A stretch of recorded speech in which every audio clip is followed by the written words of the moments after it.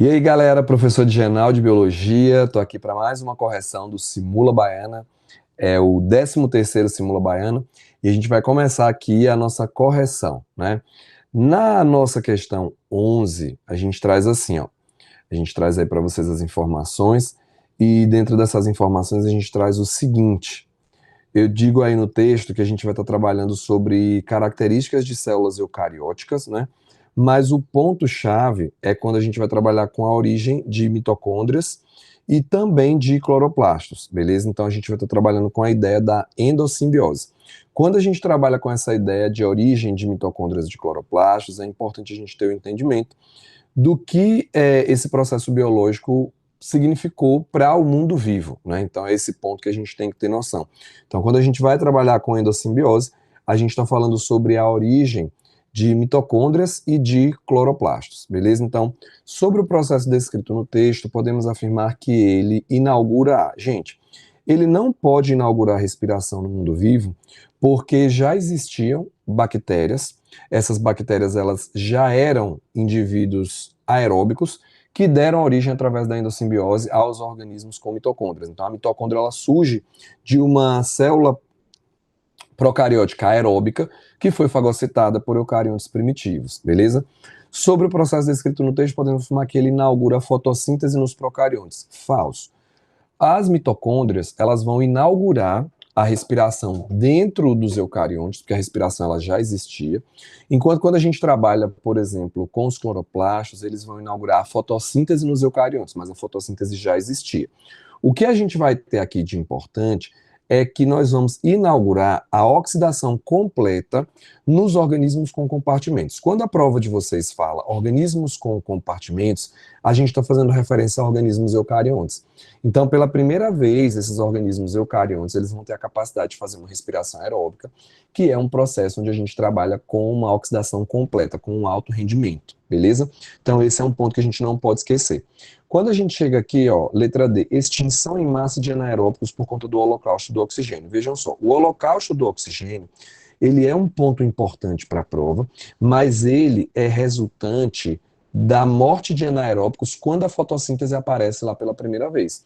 E não quando a gente inaugura a fotossíntese dentro dos eucariontes com a segunda endossimbiose. Né? A primeira deu origem a mitocôndrias, e aí esses organismos com mitocôndrias, né? A linhagem evolutiva dá origem a protozoários, que depois geram fungos, geram animais, e milhões de anos depois, uma outra endossimbiose, o organismo já com mitocôndria, agora faz a fagocitose de cianobactérias que vão persistir, vão resistir, vão guardar suas informações genéticas e vão preservar os seus pigmentos, dando origem aos cloroplastos, inaugurando a fotossíntese nos eucariontes, tá? Então, não tem aí essa relação. E a inserção da fosforilação de nucleotídeos para recarga de moeda energética, isso também já existe dentro dos procariontes. Então, o que a gente tem na nossa questão 11 é a letra C, que fala sobre a oxidação completa nos organismos com compartimentos, ou seja, nos organismos que são eucariontes. Então, nessa nossa questão agora, a gente fica aí com a 11, letra C. Beleza, gente? A gente fica aí com a nossa letra C. Então, vamos lá. Na questão 12, a gente tem o seguinte: na junção, o sarcolema da célula muscular forma muitas invaginações. O que a gente vai trabalhar aqui? Quando a gente trabalha com essa junção e a gente trabalha com células musculares, a gente vai trabalhar com axônios, olha o que ele diz aqui no finalzinho do texto, ó, o terminal axônico, a liberação de acetilcolina para a fenda existente entre a membrana do axônio e a célula muscular. O que eu quero deixar bem claro para vocês aqui? Que nesse caso, a gente não está trabalhando com qualquer tipo de sinapse. Nesse caso, nós vamos estar trabalhando com um tipo de sinapse que é importante, que a prova cobra, que chama sinapse eletroquímica. Eletroquímica. Quando a gente trabalha com uma sinapse eletroquímica, o que a gente está trabalhando? Vai existir uma célula muscular, então é importante que a gente entenda que nós vamos ter aqui, ó, o axônio de um neurônio, beleza? E nós vamos ter esse axônio de neurônio passando a informação para a célula pós-sináptica, que seria aqui a célula muscular. Então, na hora que a gente vai trabalhar com esse tipo de sinapse, existe uma célula pré-sináptica, que nesse caso é o neurônio, é o axônio do neurônio, e a gente tem aqui uma célula pós-sináptica, que é a célula que vai estar recebendo os neurotransmissores. Como a gente está trabalhando com a membrana de axônio, uma célula muscular, isso chama placa motora. Então, na placa motora a gente tem uma junção mioneural. Um neurônio que vai liberar neurotransmissores numa fenda para que a gente tenha condições de ocorrer o processo de contração muscular, por exemplo. E esse neurotransmissor, a gente já está destacando aqui, ó, é a acetilcolina, que tanto aparece nas provas. Então, a gente tem assim, ó, após a ligação da acetilcolina aos seus receptores, então a gente vai falar sobre o que vai acontecer depois que a acetilcolina entra em contato com os seus receptores de membrana, o receptor de membrana que está na célula muscular. Então ele traz aqui para a gente essa demanda, ó, após a ligação da acetilcolina aos seus receptores, a despolarização da célula pré-sináptica. Gente, a célula pré-sináptica, ela já está despolarizada, porque é assim que na sinapse, no finalzinho, a gente vai ter a entrada de íons cálcio, que vão fazer com que haja exocitose do neurotransmissor, e aí esse neurotransmissor é a acetilcolina, que vai ser liberada na fenda sináptica. Então, a acetilcolina, ela vai gerar uma alteração na célula pós-sináptica, que é a célula muscular. Porque a acetilcolina, ela é o sinal químico que o neurônio está passando para a célula muscular para que haja contração. Depois ele diz, hidrólise da acetilcolinesterase. Gente, não é esse o objetivo, tá? Eu libero a acetilcolina para quê?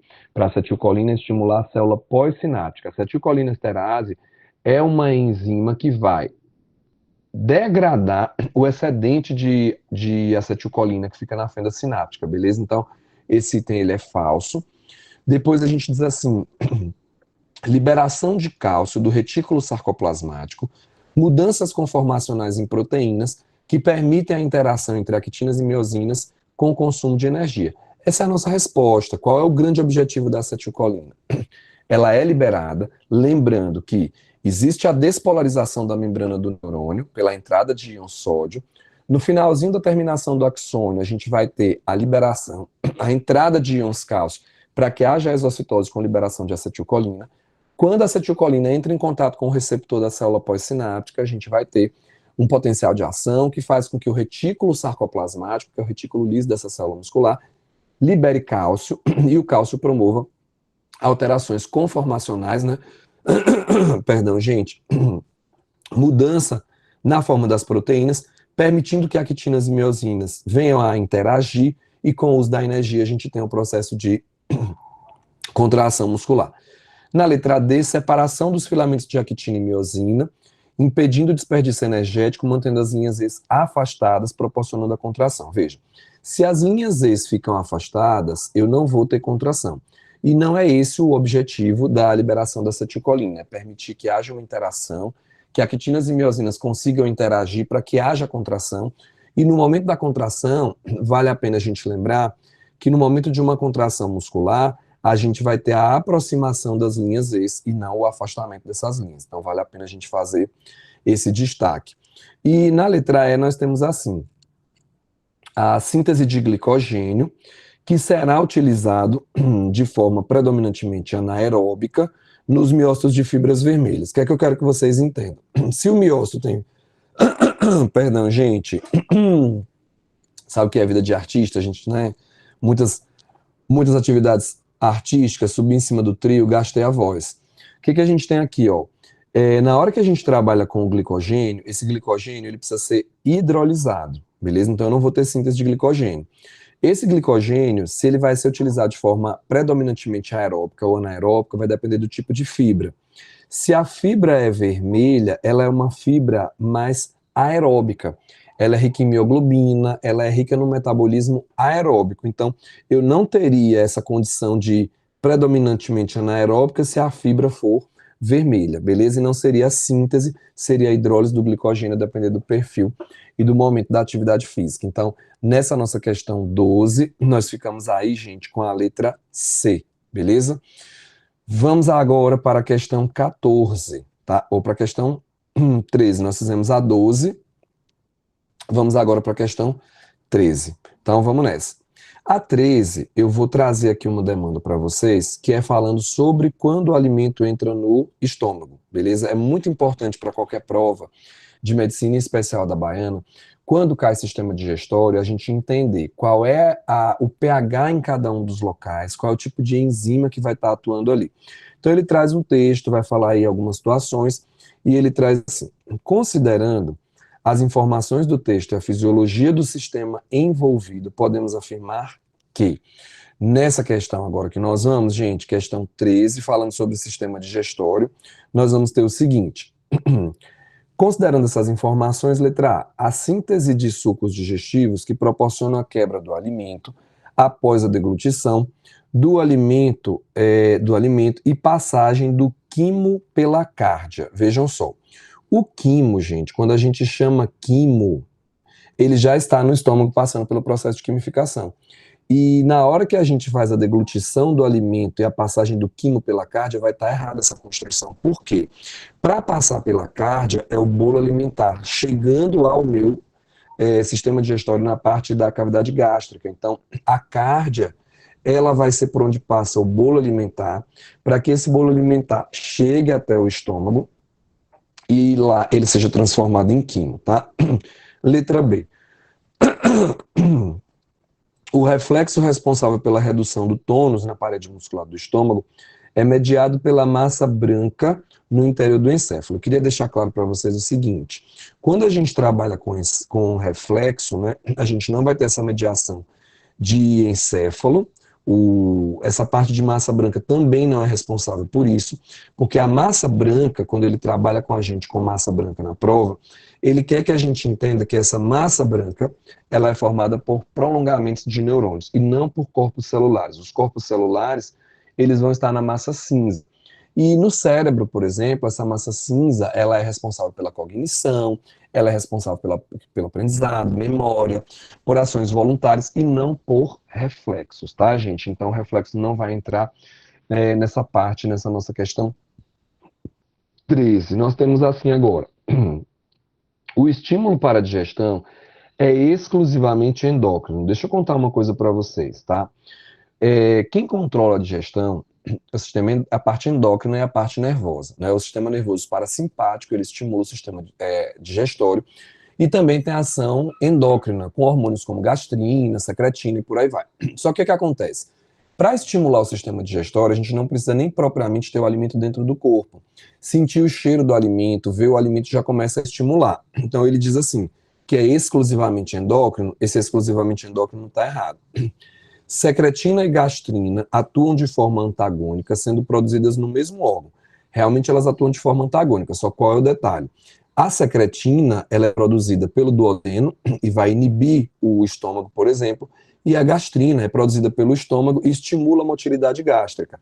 A secretina também tem outras funções, ela também é responsável por estimular a liberação de um suco gástrico rico em bicarbonato para neutralizar a acidez que vem do estômago, tá, gente? Mas a gente teria esse erro aí, porque elas não são produzidas no mesmo órgão, elas são produzidas em órgãos diferentes. Só para vocês lembrarem aqui, ó, a secretina é produzida no duodeno, tá, gente? E a gastrina, ela é produzida no próprio estômago. Então, isso aqui é importante a gente ter essa lembrança para invalidar o item. Na questão do item dele, diz assim, com a redução do tônus da musculatura do estômago, miócitos lisos, né, ação de miócitos lisos no sistema digestório, e, consequentemente, distensão, o alimento acomodado é submetido à ação de enzimas que atuam em pH ácido, capazes de quebrar substratos peptídicos. Perfeito. O que a gente tem que lembrar aqui? Que eu estou trabalhando com um pH ácido, o suco gástrico ele tem o HCl, que vai diminuir esse pH, vai deixar um pH em torno de 2 para que as enzimas possam atuar, e realmente são substratos peptídicos, uma vez que a gente libera o pepsinogênio, que vai ser ativado em pepsina, e essa pepsina, ela vai atuar sobre alimentos proteicos, sobre alimentos peptídicos, tá, gente? Então, a resposta que a gente vai ficar aqui é a letra D, de dado, e a gente tem agora a letra E para fazer o comentário. Entre a cárdia e o piloro, ocorre digestão química e mecânica. Cárdia e piloro são os limítrofes, né? Entre o esôfago e o estômago, a cárdia, e entre o estômago e o duodeno, o piloro. Ocorre digestão química e mecânica em função da queratinização da mucosa gástrica. A gente não vai encontrar queratinização de mucosa gástrica, tá? Queratinização é uma coisa típica do epitélio da epiderme, beleza? Então, não há absorção de nenhum componente bioquímico, isso é falso. Alguns componentes do alimento, eles não precisam ser digeridos, então, por exemplo, água, álcool, sais, eles já conseguem ser absorvidos, eles não precisam ser quebrados. A gente tem absorção, por exemplo, de álcool no estômago. As moléculas são direcionadas ao duodeno e as hidrólises continuam até que os componentes ingeridos tenham dimensões capazes de ser absorvidas no intestino. Realmente, do ponto para lá, faz sentido, né? O intestino é quem mais está especializado na absorção, com as dobras intestinais, que são as vilosidades, e as microvilosidades, que são as dobras do epitélio, para fazer esse processo aí. Mas a gente tinha esse errinho aí antes, a gente não vai poder marcar a letra E. Então, nessa questão aqui, que é a questão 13, nós vamos ficar com a letra D de dado, e agora nós vamos trabalhar com a questão 14, tá, gente? Na 14, a gente tem assim, ele vai falar sobre algumas situações no nosso planeta, fala sobre dados demográficos, vai falar sobre taxa de crescimento, fala ainda que a gente tem algumas situações em áreas pobres que acentuam a má distribuição de renda, a péssima qualidade de vida.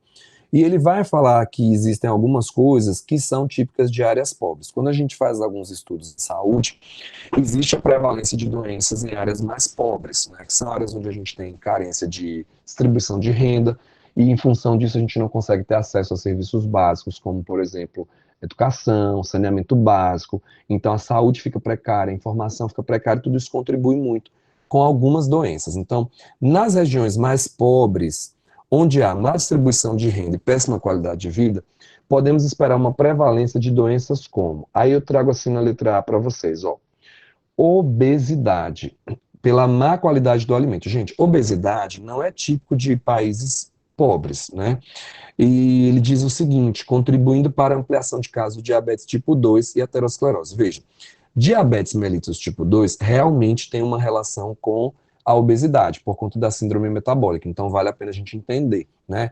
Diabetes mellitus tem relação com disfunções da insulina, e tipo 2 por conta da situação do receptor, que tem relação com a obesidade, mas não é a obesidade que vai estar em área pobre.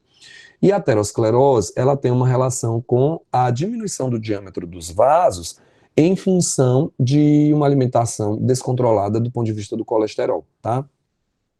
Então a gente não vai ficar com a letra A, mas dando essa situação para vocês. Hemofilia também não tem relação com a pobreza da população.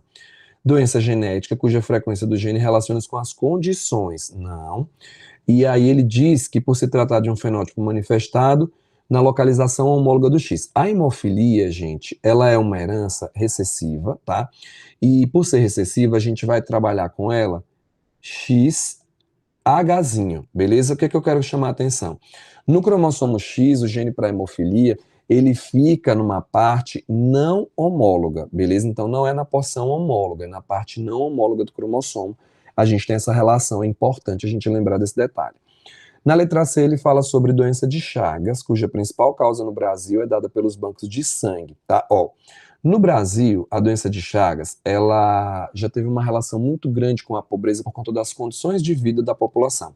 Então, uma das medidas profiláticas contra a doença de Chagas é a substituição de casas de pau a pique por casas de alvenaria, porque o barbeiro, que é o transmissor da doença, ele se prolifera nessa área.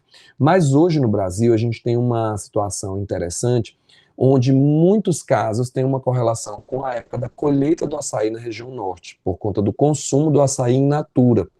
Então acaba se triturando o açaí com fezes ou até mesmo com o barbeiro inteiro, e a gente acaba ingerindo a forma infectante. Um outro detalhe que eu queria chamar a atenção é que o vetor, ele não tem hábitos fitófagos, ele tem hábitos hematófagos, então ele pica a gente, succiona o sangue e defeca, nas fezes do barbeiro que a gente pega nessas áreas. E a forma amastigota, gente, é a forma sem flagelo. É a forma intracelular do Trypanosoma cruzi dentro, por exemplo, das nossas células musculares. Então não é a fase amastigota que a gente vai pegar, é a fase tripomastigota, beleza?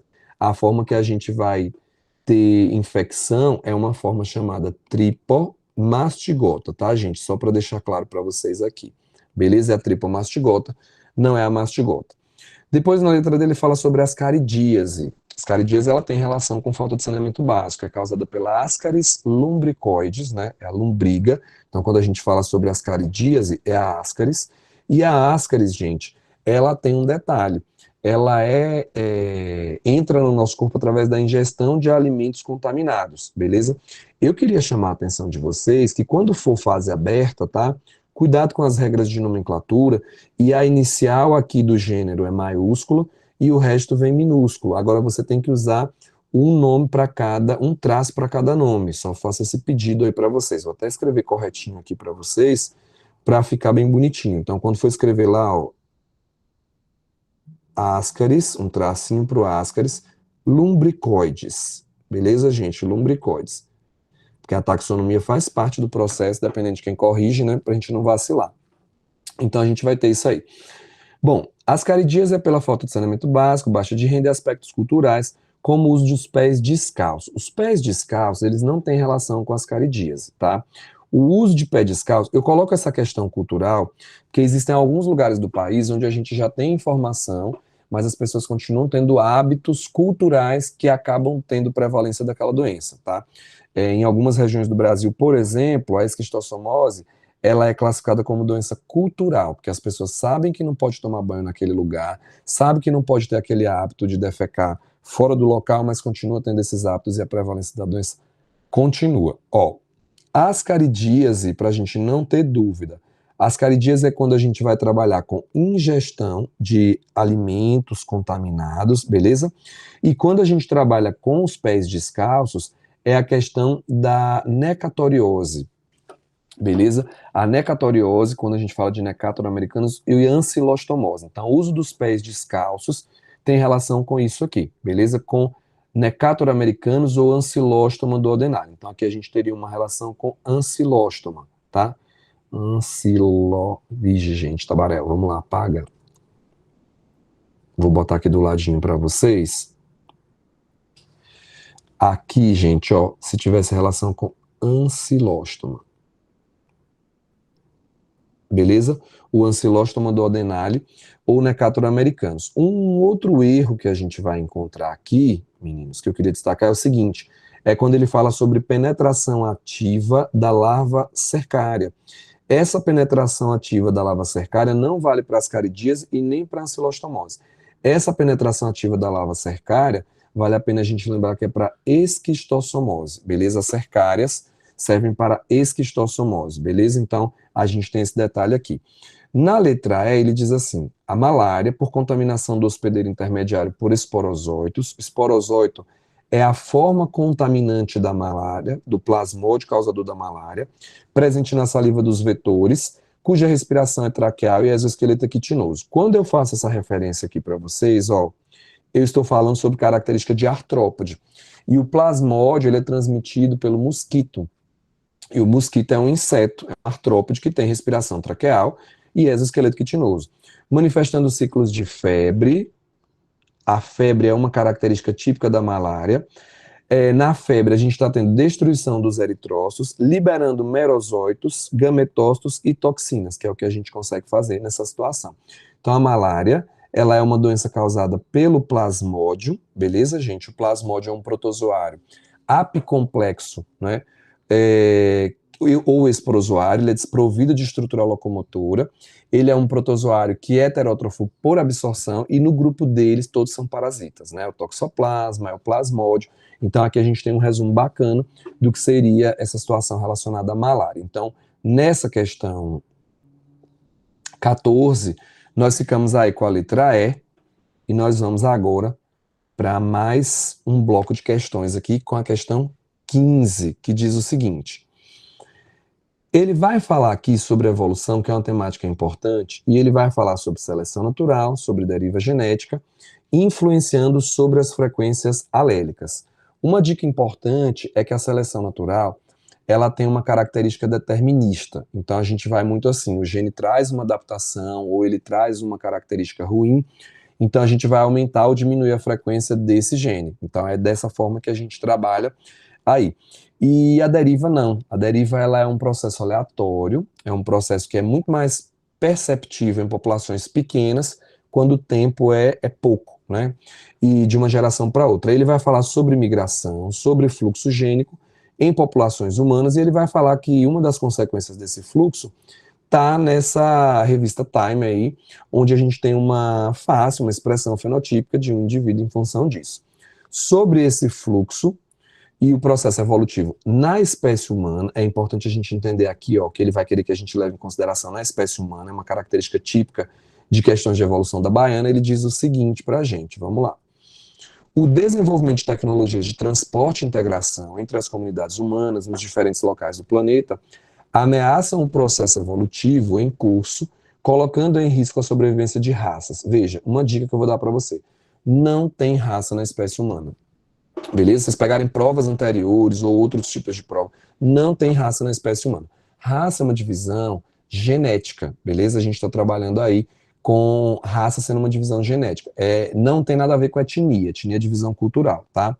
Na letra B, a aleatoriedade da deriva, mesmo em populações grandes em curto prazo, está errada. A deriva realmente ela é aleatória, mas não em populações grandes no curto prazo, é em populações pequenas. Mostra a fragilidade do pool gênico. Não, ele não está falando sobre isso, ele não vai estar trabalhando com isso, e mutação não é direcionada. Pool gênico, tá, gente? É o conjunto de todos os genes, de todos os alelos, todos os genes daquela população. Então, a aleatoriedade da deriva, ela vai influenciar sobre a frequência, mas de uma forma aleatória. E mutações, elas são aleatórias, beleza? Elas não são direcionadas. A letra C diz que a manutenção dos genes deletérios, a manutenção de genes deletérios em populações humanas é decorrente da ação aleatória da mutação. Gente, mutação, ela vai introduzir um novo gene, beleza? Manutenção de gene em população, a gente trabalha com migração, com seleção e com deriva. A mutação, ela insere, beleza? Mas a seleção, ela vai atuar sobre. Então, a manutenção de um gene deletério não seria explicado por conta da aleatoriedade da mutação, associada a uma seleção natural direcional, tá? A gente não teria essa ação nessa ordem desse jeito, beleza, gente? A letra D diz assim: as distintas frequências alélicas que a gente vai ter entre populações de uma mesma região legitimam o processo de especiação alopátrica em curso, acentuando as diferenças intraespecíficas, extinguindo raças e etnias. Vamos organizar aqui as coisas, tá? Veja, se você está numa mesma região, não poderia ser alopátrica, beleza? Teria que ser simpátrica. Uma especiação alopátrica é uma especiação entre indivíduos ou grupos de populações que estão em lugares diferentes. Eles não estão coabitando uma mesma área, porque senão seria um processo simpátrico. O outro processo é que nós não temos raça na espécie humana. E que etnia não é um caráter que é classificatório do ponto de vista genético. Etnia é uma situação cultural e não genética. Na letra E, o fluxo gênico pode homogeneizar o pool genético destas populações, reduzindo as variações da aparência geográfica. Exatamente, gente, porque esse fluxo gênico faz com que a gente compartilhe as informações, e quando tem populações que tem essa coisa de migração entre elas, a gente tende a homogeneizar o processo, porque a gente está compartilhando essas novidades, beleza? Então, nós vamos ficar aí com a letra E nessa questão 15, né? E agora nós vamos para a questão 16, que traz uma temática sobre uma soja transgênica. Transgênico é um organismo que recebeu um gene de outra espécie, e está dizendo que com essa soja transgênica a gente consegue ter tolerância ao herbicida glifosato e dicamba.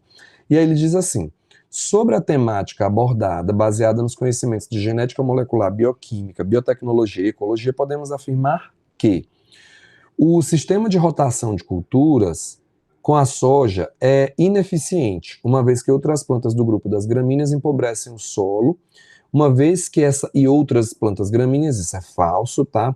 A soja, ela é uma leguminosa, sendo uma leguminosa, ela não vai empobrecer o solo, porque ela vai se associar a organismos, por exemplo, bactérias do gênero Rhizobium, que são bactérias fixadoras do nitrogênio, tá? E bati nessa tecla por conta da questão dos fertilizantes, então é uma situação importante. Agora, uma outra coisa que a gente tem que destacar é que lavouras com pobreza de nitrogênio comprometem a síntese de aminoácidos e de nucleotídeos, comprometendo a síntese de ATP, RNA, DNA, comprometendo a síntese de proteínas. Então a letra A está falsa. Na letra B, ele diz que a tolerância ao glifosato de dicamba é possível pela expressão fenotípica da ação das polimerases durante a replicação. Gente, por favor, tá? Replicação é para manutenção de informação, beleza? Não é para você expressar uma característica. Para você expressar uma característica, precisa ser transcrição e tradução, tá? Isso tem que ficar claro para a gente. Na letra C, a expressão dos genes exógenos, ou seja, meninos, os genes que vieram de fora, que tornaram essa soja transgênica, conta com o arsenal bioquímico original da soja.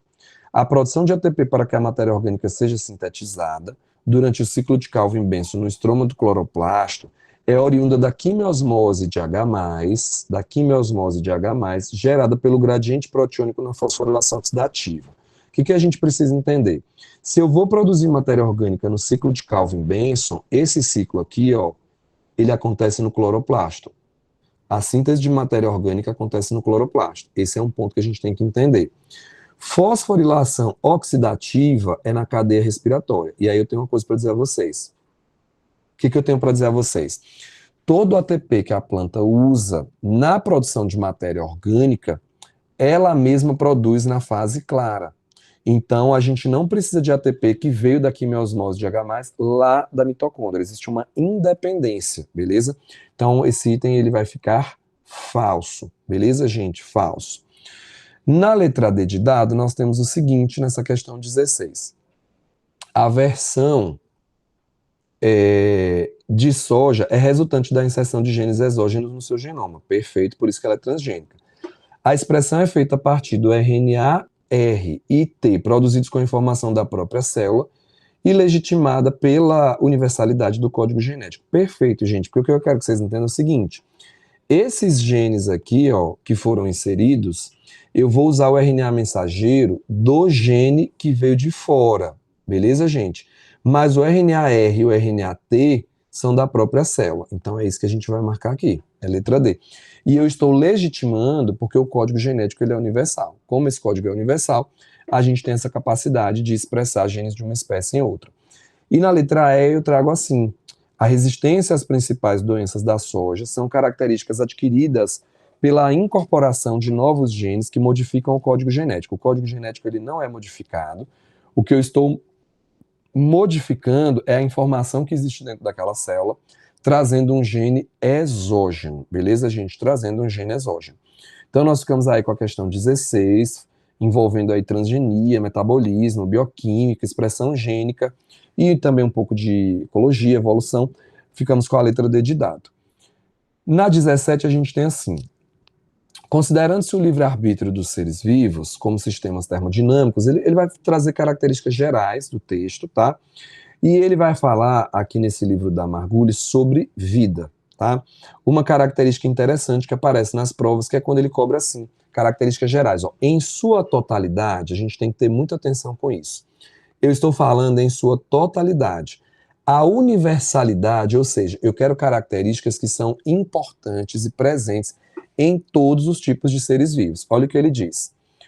Dos sistemas vivos, transcrição e tradução com divisão temporoespacial. Gente, divisão temporoespacial é você primeiro transcrever e depois traduzir. Isso não é universal nos seres vivos, isso é coisa de eucarionte. Ó, ter exons podendo passar por splicing alternativo é uma coisa típica de eucarionte, não de procarionte.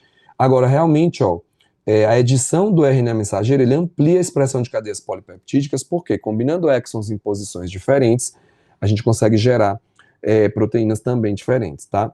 Na letra B, ele diz assim, então ficou errado aqui, tá, gente?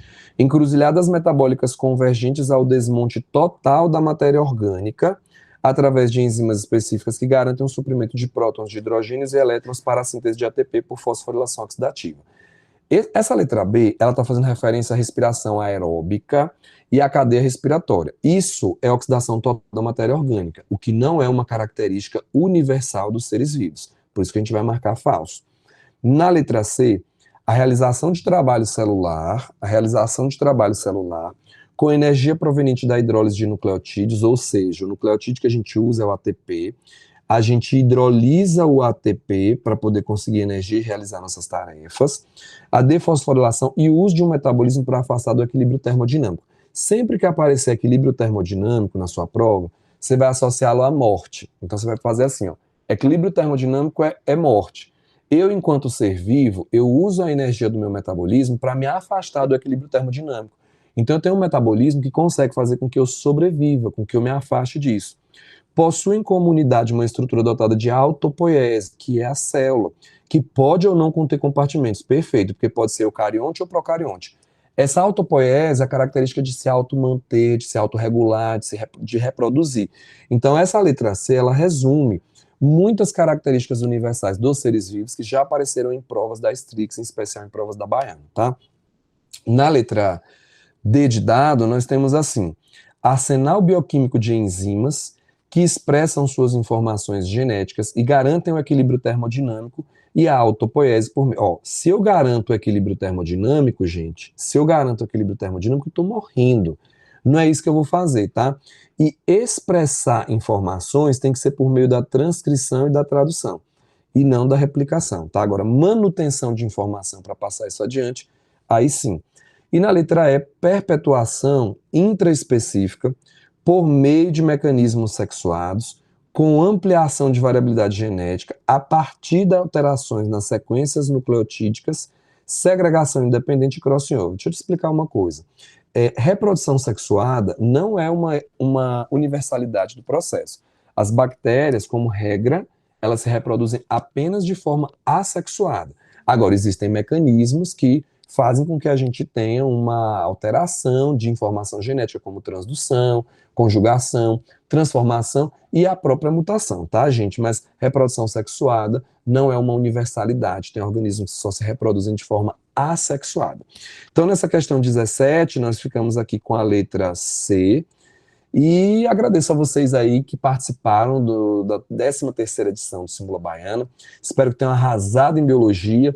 Corrijam os erros, façam um estudo ativo do que vocês erraram, porque muito disso vocês podem estar encontrando no dia da prova de vocês. E essa é a forma que a gente tem de ajudar vocês, treinando tempo, treinando com questões inéditas, né, com simulado de qualidade para ajudar na preparação. Ó, beijo, gente, e até a próxima.